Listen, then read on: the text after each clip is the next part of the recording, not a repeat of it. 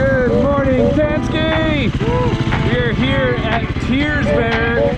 George Lee, Christopher Chong. Here's what the road looks like. Car's going all the way up. What are we gonna do now? We're gonna go register. Chris on his 350 Husqvarna. I'm on my 500 EXC. Our first off-road race ever. So this is Tearzberg. Looks like this is race registration up here. How's it going? Good. I'm honestly hoping like nobody showed up. Yeah, I rigged that up yesterday. I couldn't find my earplugs. Yeah. Senior amateur. Okay. Under the visor of your helmet. Okay. Stick it on. You can use it for future races. One number for the back of the helmet. One number for the front number plate of your bike. Thank you so much. Thank you. And riders meeting here at 10 o'clock. You bet. The A's is about 38 kilometers. The B's is about 25. A's is a 3-hour cutoff. If you get in before the 3 hours, your second lap will be a B lap. So you won't have to do the Wolf Ridge area twice. What's up, everybody? This is Greg. I'm doing a little bit of a director's cut behind the scenes DVD commentary, like, you know, how it used to be when you got a DVD. They talk about the movie. I gotta talk about the race. This is my first race ever, so this whole start thing was brand new to me. Run to your bike, stand backwards on your bike, sit backwards. I was trying to figure out here what the fastest way to turn around would be.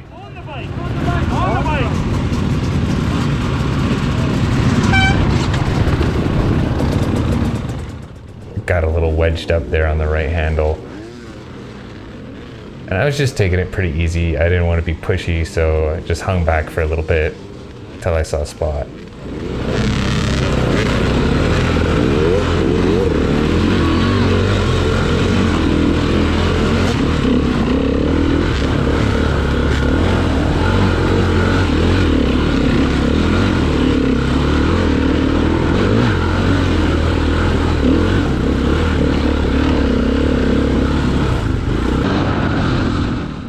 The start was a lot of fun. I really assumed we'd be racing like this the whole race, all bunched up. And so one of my biggest concerns being a new racer was, what am I going to do when there's people behind me? Like, what's the etiquette for pulling over? Do you just pull over all the time, or do you kind of try and hold out?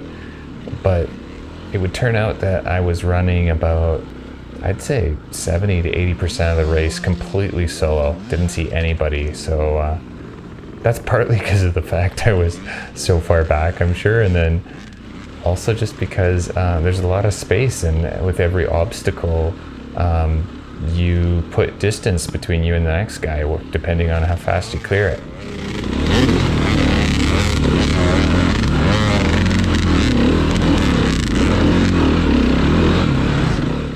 So this is where the gnar really gets started here, and then it just doesn't stop. This is where I realized I forgot to turn on my fitness tracker, and that it's worth stopping for, because what I really wanted to get out of this race was the GPS tracks so I could run it myself. I usually get lost up at Tansky, so I thought it'd be really cool to have all the tracks linked together. And it's cool to look back on your heart rate, see how high it was for these sections. I had to turn on my watch.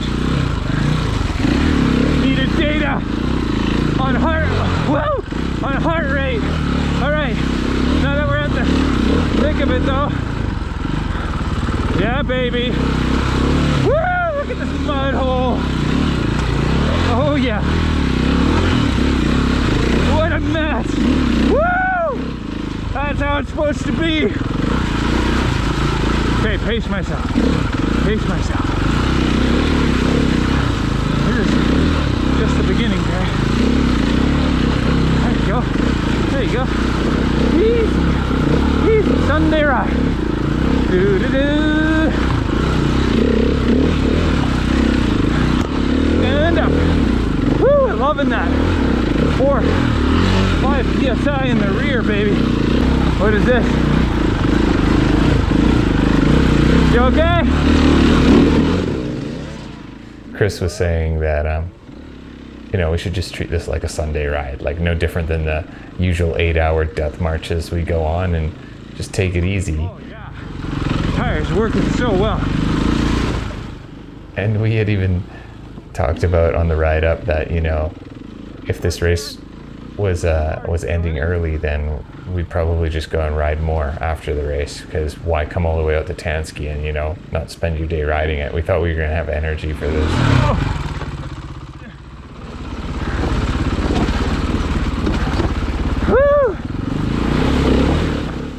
Oh, so yeah, there with the fitness tracker, I didn't actually turn it on. I just selected the mode, and then I even checked it to make sure it was going, but I didn't really see if it was going, I guess, or I thought it was going. So I ended up not tracking any of the first part of this race. Thanks, bro. Luckily, Chris did. Second GoPro battery. All right. Probably won't have any energy by then.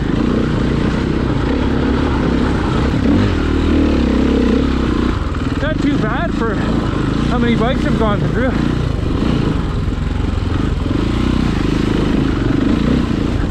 Woo!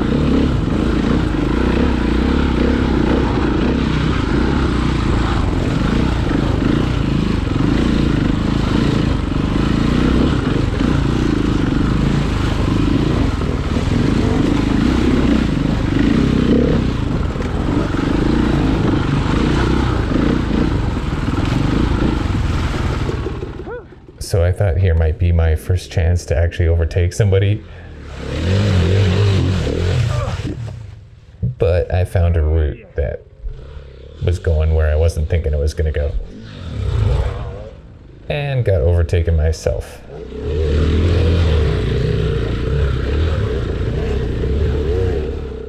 You know, after the race, I thought maybe 5 people passed me. But when I reviewed the first 40 minutes, I realized a whole lot more than that passed me. I think I had 5 people pass me just at one section.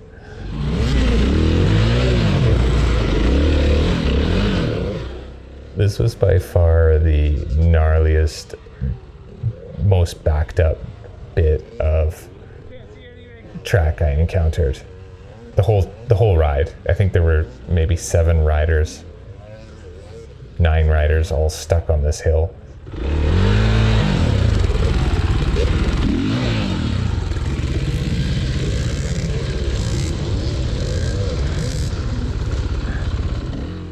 And with all that steam coming off the rad, it just made it so crazy, hard to see. I'm super happy. I don't wear goggles anymore. I just wear these sunglasses, like they're airsoft mesh goggles to protect your eyes from BBs, and they never fall.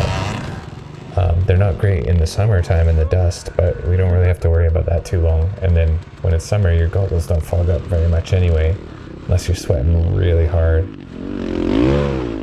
So yeah, mesh goggles for the win. Wore them the whole time.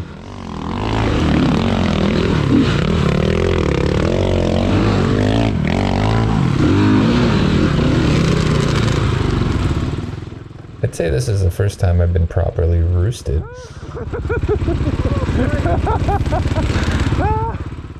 I found it quite entertaining.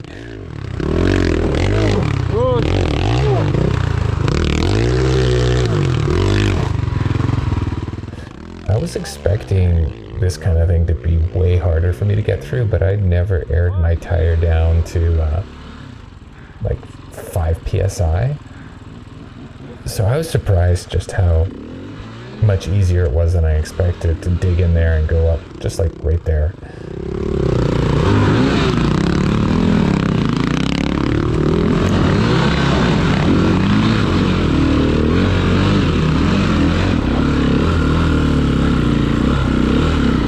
Oh, that was a cool little intersection.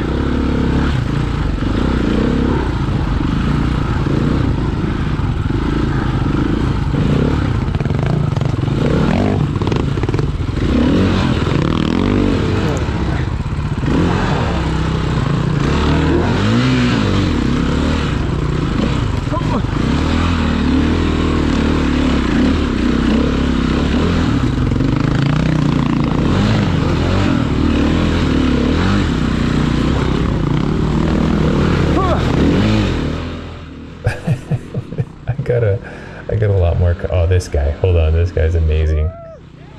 Cheering everybody through, helping everybody. Oh shit! Ah! Fuck me!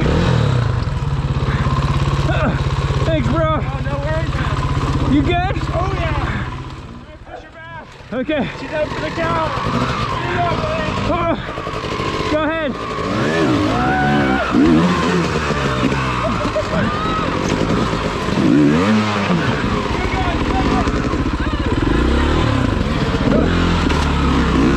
Amazing.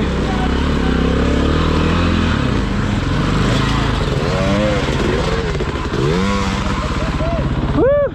You all right? You need a hand? She won't start back. Oh shit!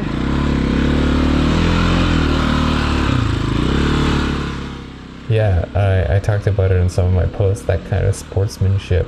Just, you know, you're out, but you're there, you're helping, you're cheering, you're still smiling. It's amazing. And Get some energy back. if/when that happens to me, man, I'm gonna do the same thing. Oh! Okay. Calm down. Calm down. I'm pretty winded now. I wish I knew where my heart was for this first 40 minutes. I'm sure it was in the one like 60, 70 zone, man. I was given some advice by a couple guys I was riding with out by Mill Bay Racers. Nick, Aaron, and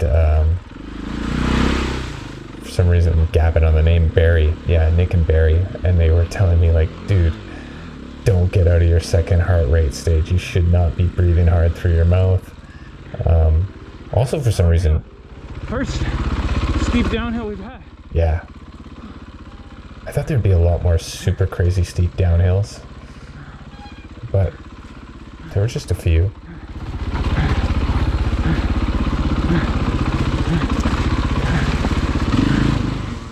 But yeah, Nick and Barry were consulting me. I think that Barry was also saying stay away from water, like just drink electrolytes and sugar stuff. I did drink water. I didn't want to put, Gatorade in my Camelback. But I'm happy that Chris reminded me to bring snacks. I just left all my food in my backpack, thought I was going to lighten my load. And man, when I had that granola bar halfway through, it was a total pick-me-up. I never anticipated that, I'd be stopping to take breaks to eat and rest my clutch hand and breathe. Like, I thought it was just going to be non-stop racing, but man, you gotta stop sometimes, or at least I had to, and just recover. This was one of the longest jams I was caught in, and she just kept trying to get up there and wasn't having any success, and so I thought, well, it's my chance to go help somebody.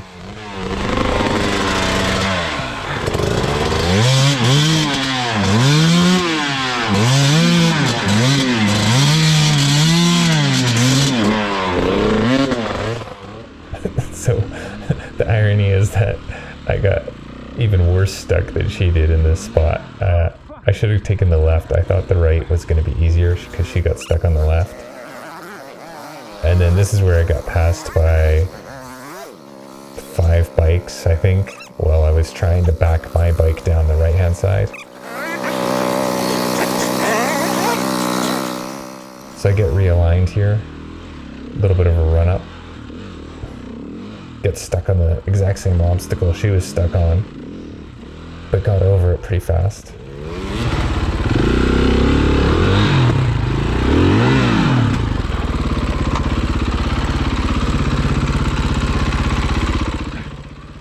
And then, for no reason whatsoever, I don't know what the hell happened here.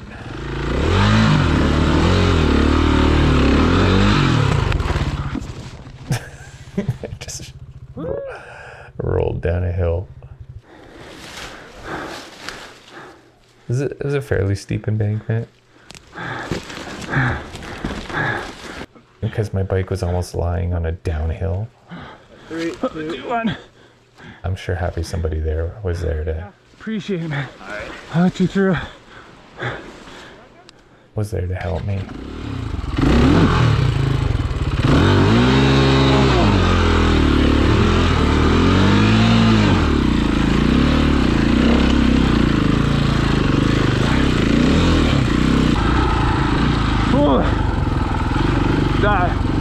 winded me. So yeah, every time you get off your bike, to push it, pull it, pick it up, you're just expending so much more energy. How you doing? Okay, I'll help you.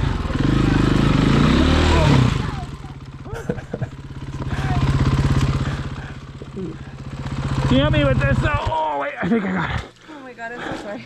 That's all right. Bullshit. I don't have a stand for my bike though. Here. Let's trade. Okay. Oh my god. There we go. I got very stuck in there. Okay. I mean, I'm not very stuck, I'm just like, really give it some manpower. There you go. At least you're on the. Are you there? Good? Yeah, I think so. All right. Just hold your breath. Nice. Thank you. So I'm so winded. I don't even know what I'm saying there. But I crashed my bike again just because I lost momentum. Tried to pull it over to the side and stop. And then those logs were so greasy with the mud that as soon as I gave it even the tiny bit of throttle, I laid her down.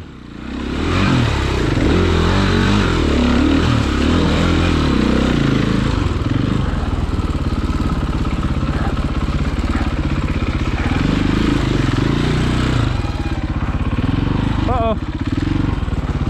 Which way? So yeah, I wasn't sure which way to go. I saw a pink ribbon hanging to my left. I couldn't remember if I had to keep it to my left or not. So I started going down the right track though, thinking that was the right way. Or were we supposed to go left over there? What did they say in the riders meeting? There was a pink ribbon hanging. Huh? Pink ribbons. There was a pink ribbon back there. Did you go left? That was like hanging to our left. That means go left. Let's try down there. Yeah. And then turns out both of those paths connect. They just diverged and then connect. Are we going the right way? I saw a pink ribbon there. Okay. Oh yeah. Sorry. Same way.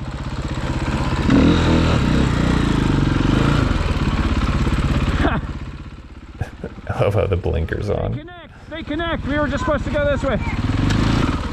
I think when I fall, they get jammed on. This is like the first time I considered that my camera was getting covered in mud. So what's it like through the middle? Apparently the middle is shit. Let's see what happens. Oh, oh yeah. I like that.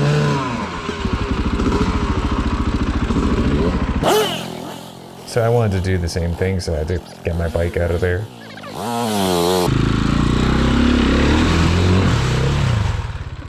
Hit the same obstacle that everybody else did.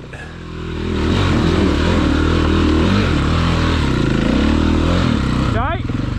You good? That is Caleb. What's that? Went deep. Flooded? I think so. Oh, shitty. Pretty sure that's Caleb. Alrighty. I don't think there's much I can do then. Good luck.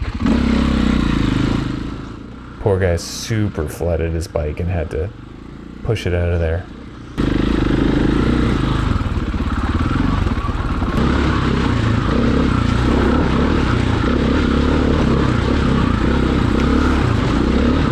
This is the flowiest I think we've had.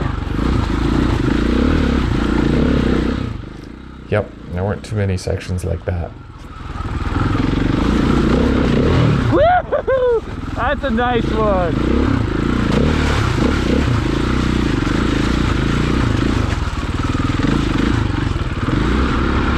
I haven't drank any water yet. Yeah, at this point I realized it was time to get some water. Check the GoPro. Oh man, there's no way that's recording anything. Shit. That's gonna be impossible to keep that clean. And the thing for me was, do you try to drink water while you're riding and ride at a very reduced speed with your head, my head kind of crooked to the right, or do you just stop and pull over and drink proper and then go again? I'm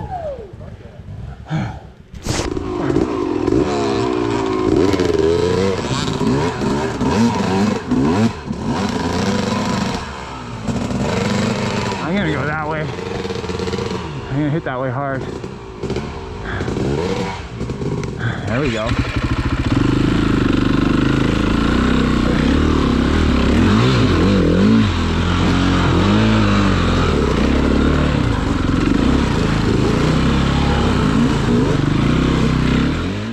It was pretty cool at this point because it was a crew of us. I think you can see the same bikes multiple times and we were all kind of hopscotching each other. That was not very good. I don't know what happened there. I think I hit a root, maybe that sideways one, and just sent my wheel flying into the dirt.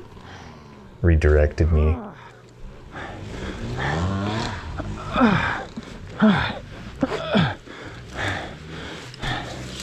All right.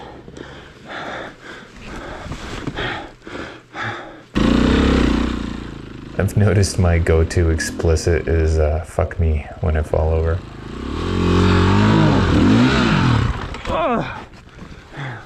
Okay.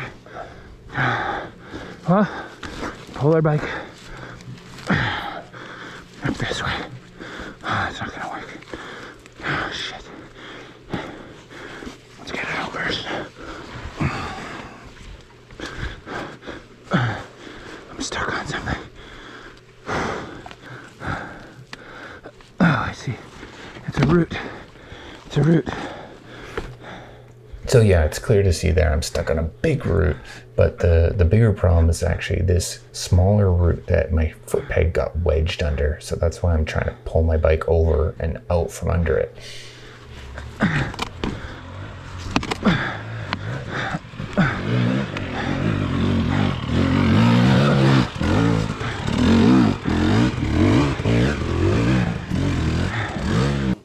You know, that's something I didn't think about very much, is that I could just take a totally different line like that guy did. I don't know if he was cutting through brush, but some people took some pretty wide lines around things, and I think I was really laser visioned on just taking the rut.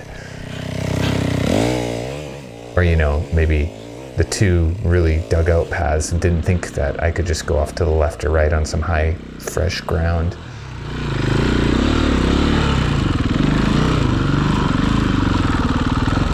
Here we go.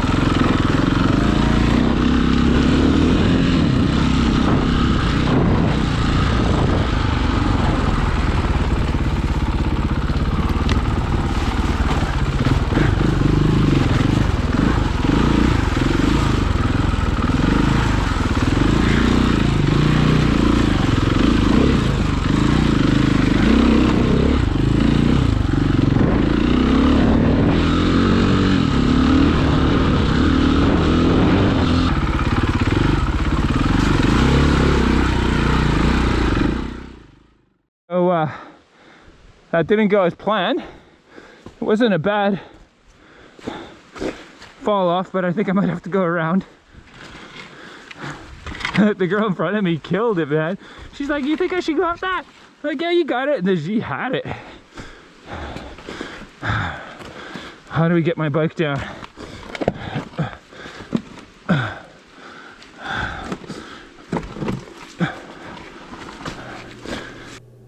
So that's where my GoPro died about 45 minutes into the race. It took me another 6 attempts, I think, to finally get up that face. There was a left way that was a little bit softer and the right way, which had a bit of an intimidating tree root near the top. And so what I envisioned happening was hitting this thing with a lot of speed, my front tire bouncing off that root, sending my bike into a loop, and me, you know, sliding down the hill and my bike landing on me. Not a good thing to be thinking about, and you shouldn't be. You should just be looking ahead, trying to get to the next thing. But it was definitely sketching me out. As the race progressed, I think I dropped my pace a little and got my breathing more under control and just started really riding. I actually got more comfortable riding. I got warmed up and kind of into the flow a little bit better, I think, towards mid-race. It was a slog, and I made some sloppy mistakes as I started getting more and more tired, but overall, I think I just got a more consistent pace going. I broke a spoke, I snapped a spoke, I went down into this very tight ravine and then came up, and I'm not sure if that's what caused it, but that's where I noticed it, about 5 kilometers from the finish line. And that cost me about 10 minutes there trying to fix it trackside. I couldn't pull it out because it had the nipple on the top and then the thing on the bottom that goes into the hub. So I ended up partially wrapping it around another spoke, but I didn't feel very confident about riding hard with it like that, because if it came out, it was going to get either like wedged in my sprocket, my chain, or my brake caliper, and that would have been nasty and caused a bunch of damage too. So as soon as I got to a road where there were some volunteers helping direct the traffic, I asked them if they had a toolbox, and they did.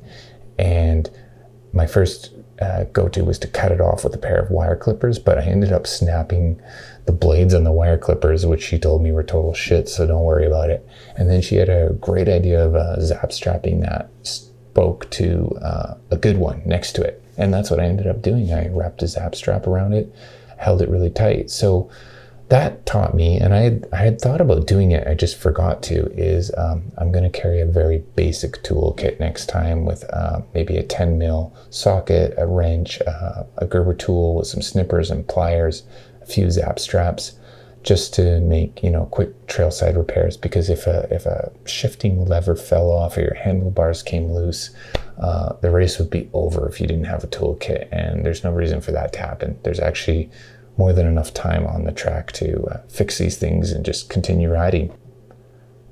So I'm super stoked to do a 10-minute race. It's not going to be Cook Creek. I'm going to take my daughter trick-or-treating, but I plan on being at Whiskey Creek, and I'm super looking forward to what I hear is going to be a little more open, flowy, and fast track, which will actually be somewhat new for me. So yeah, see you all there.